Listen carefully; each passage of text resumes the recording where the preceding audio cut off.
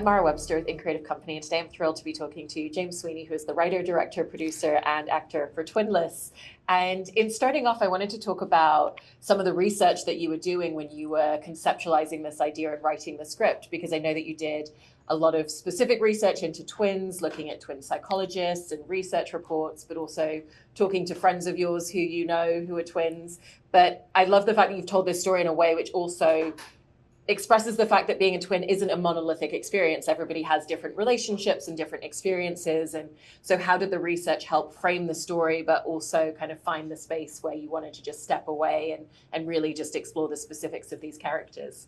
Well, first of all, hi, Mars. Good to see you again. So lovely to see you. And I'm remembering now how well researched you are. I don't know. I guess for me, research is also, as a writer, my way to procrastinate. I could spend all my life doing research, so I never have to actually put pen to paper. But in particular for Twinless, I'd say, it's wanting to get it as right as I can, not being a twin myself and wanting twins to feel seen if they see this movie. Also, again, it's, as you said, not a monolithic experience. Every twin will have their own relationship to their twin, and that can be significantly altered by how they were reared by their parents, whether they were encouraged or discouraged, individuality, also by their peers. And I think that I think what I was looking for in my research, because I had a sense of the kind of relationship that I wanted between Roman and his late brother Rocky. So I was looking for data, both anecdotal and psychological, that could inform ways to get into their insight. So, for example, I don't remember the explicit information, but I was reading this text by this twin psychologist who is both a twin psychologist who studies twins and is a twin herself.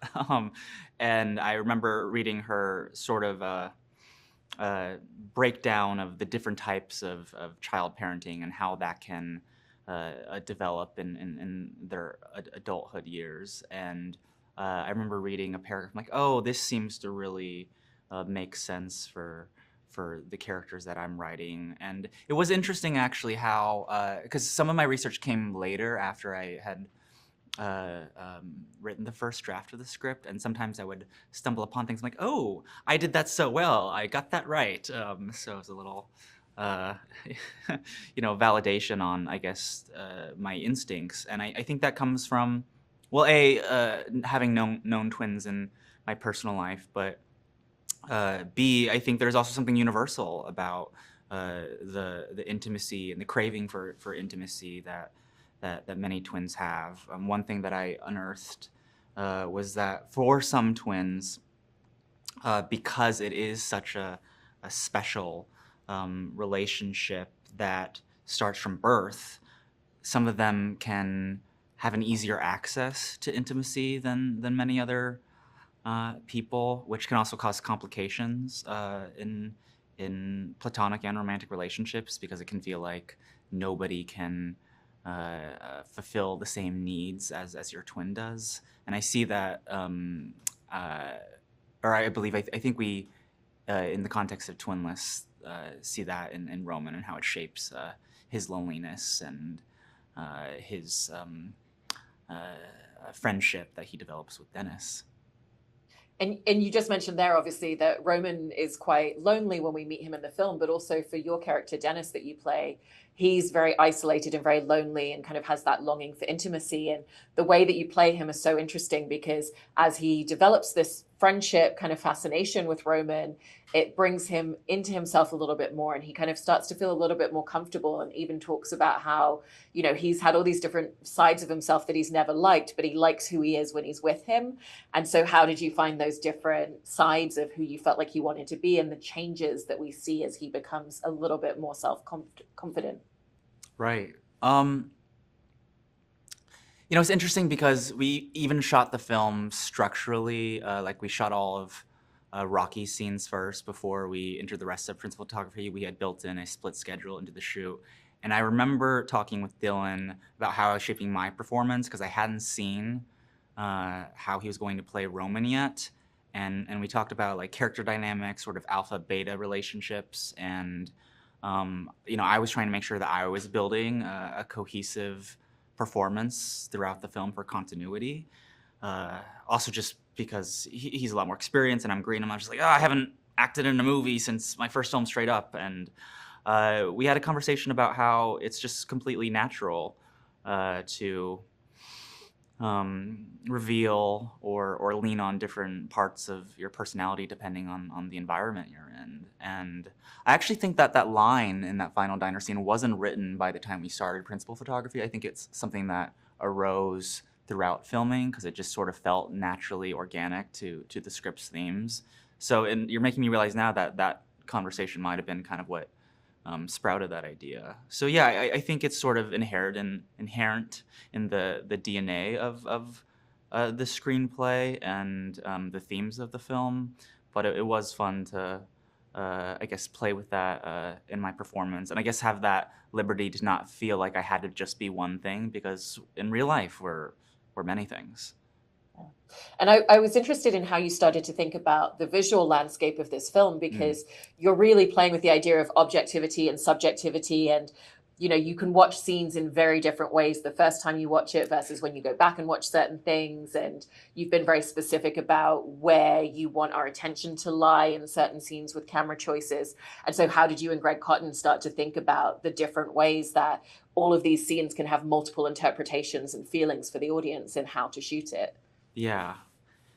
Yes, that was all by design. I mean, going back to the performance for a second, that was something that I was also trying not to overthink, because I'm trying to track what the audience knows versus what the characters are actually feeling. And for the first act, where we are seeing things entirely through Roman's perspective, there was a question of how, I guess, tongue-in-cheek we wanted to be with certain moments that had subtextual layers. And Dylan encouraged me to not lean too much into the wink of it, and to just play the honesty, and also knowing that we were being subjective and seeing it through Roman's eyes.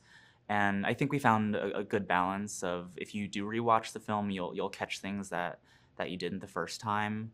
But we also wanted to take you on a journey, and reveal things scene by scene. So in terms of objectivity versus subjectivity, I think once we do the switch with the opening credit sequence, which sort of resets the framework for the story that we're telling, that's where we started to go more objective, which includes more wide shots. We do that also long opening in the flashback with Rocky. So it just felt like the right formal choice, but at the same time, you're trying not to. I mean, you want it to be felt. You don't want it to feel intellectual when you're watching it. So sometimes we would break our own rules, like if we had a really good angle or a shot that we were trying to achieve. But generally, we created these guidelines to create some semblance of grammar that could guide us through the film.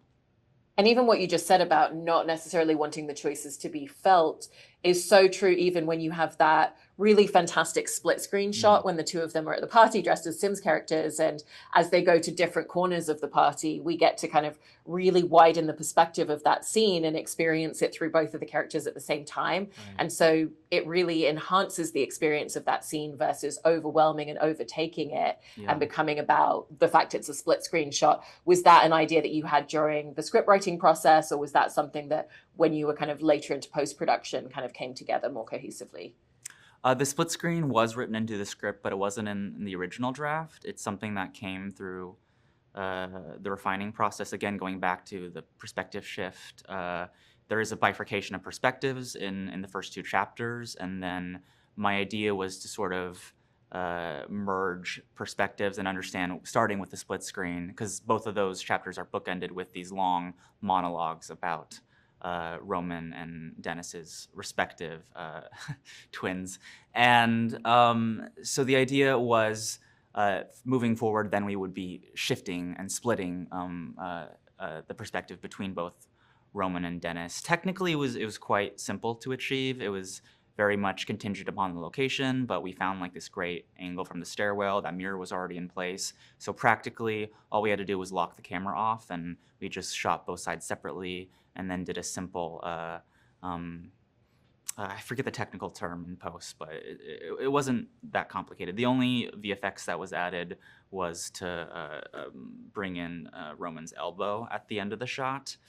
But in terms of designing in post, it was about finding the rhythm. Roman's monologue ended up being longer than I realized when I was writing it, just because sometimes it's hard to gauge that length. So we did end up like excising some of the Sims monologue just to make sure that it felt balanced from both the conversation that preceded it and then the monologue. I think the biggest discovery during the editing process for that scene was the sound design, actually. Initially, my idea was we would sort of be extremely subjective and only hear the conversation that was happening.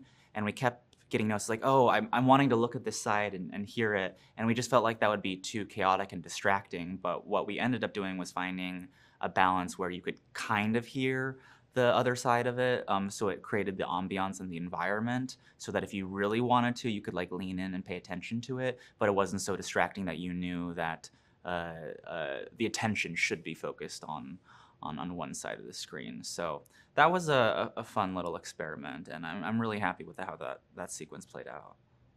And you've also done such a wonderful job in terms of threading this really fine line between tones. And again, a singular scene can feel like two different things at the same time because, to Dennis, it might feel like he's in a romantic comedy, but then for the audience, there's also kind of a dark, maybe thriller aspect in watching that play out at the same time. And how did you really think about the specificity of tone, but also just the playfulness and the fact that you can step into multiple ones even at the same time? Right. Well, I think that plays into the duality of the film overall, but I guess from a writing perspective, what I tried to establish very early on in the screenplay was the range of tones. The screenplay is developed, and even what we shot for the opening scenes shifted from what's actually in the film. But what remains is the idea that we want to establish very early that there are dark, humorous elements to the film in light of the gravity of the situation. So, like finding some levity, like in the opening scene with the funeral and the the viola was, I felt, really essential to keeping people a little bit on their toes. And I think that also plays into the editing style, which can be curt at times to establish that the film is going to go in unexpected places. And your character, Dennis, develops, such an infatuation with Roman. And there's all these little details that Roman's unaware of. They're at a sports game and he leans down and all of a sudden you're just like quietly sniffing his head and kind of like smelling his scent. And, there's all these little details kind of interwoven throughout before it gets to a point where Roman becomes very aware because of what that particular action in that moment is. How did you find the ways that you constantly wanted, Dennis to be leaning in more heavily, but in a way that's plausible that Roman's also not realizing the intention and the feelings? Yeah. I mean, I guess as with the film overall, it's a balancing act. Sometimes you try things, sometimes they work, but it becomes redundant. This is where my head's going. I'm gonna preface this for a second. So the assembly cut was 150 minutes, which was surprising because the screenplay was only 100 minutes. Generally, it's like page count wise, a minute should lead to 1 minute of screen time. So when we got to the assembly, I was like, oh my God, how are we going to get the pacing of this film down? So through the culling process, there was like a whole sequence that we saw both perspectives from both Dennis and Roman. There was a a very sad but ultimately a little bit creepy masturbation sequence that I performed as Dennis that we ultimately decided we didn't need in the movie. So again, going back to the idea of balancing, it's nice to have all the elements that we need. And I think part of it was also surrounding myself both off camera, but also on camera talent in terms of versatility, so that we could have that dramatic and comedic range that when I got to the edit room, I felt like I could modulate the tone. Yeah. And as the truth in the story starts to close in on Dennis and it risks being revealed multiple times, we kind of see the different ways that he deflects. And sometimes it's subverting to anger. Sometimes it's suddenly pretending to be British to someone that doesn't realize who he is in that moment yet. And so how did that idea of just extreme inattention that's building and building and building for this character really seep into the character and into your performance as it progresses? This is gonna sound like such a cop-out answer, but I think I relied a lot more on the screenplay that just because I was wearing so many hats. I was the director as well as a producer on the project, so I didn't always have time to even memorize my lines before I got to set because I'm just juggling so much. So I didn't necessarily get to do what I would if I was an actor and not doing all those other facets of production. I come from a theater background, so I do like doing text analysis beat by beat. But on this film, if I'm being frank, I just didn't have the time for it. So I really just relied on how I knew the character as a writer. And I think just because I had lived with this script for so long, I just had to trust that I knew who he was and that my instincts as a writer would inevitably inform my creative decisions as a performer. Yeah, it's wonderful. And without giving away the twist of the film, I did want to talk a little bit about the diner scene at the end, because I think it's a really lovely conversation with the idea that forgiveness is one of the biggest things that you can give someone else. And it's not a place of full forgiveness, but you have these two characters kind of trying to maybe come back into each other's lives a little bit, figuring it out in real time, not mending everything, but also having these little beats where they're so authentically themselves in that moment with each other, and they fall back into their rhythm and patterns with each other. And I was interested in just the intricacies of putting a scene like that together for you. Well, we structured the schedule of the entire shoot so that we could try to put the vital scenes where we felt like they would have the most impact creatively, meaning that we shot the diner scene as one of the very last days because we felt like the filming of the scenes leading up to that might inform any changes we wanted to make in that scene. And I did end up making some rewrites, not major overhauls, but subtle fluctuations that I do think shifted the emotional resonance of that scene, including what ended up becoming a quite major planted payoff about the story about Roman breaking his own foot.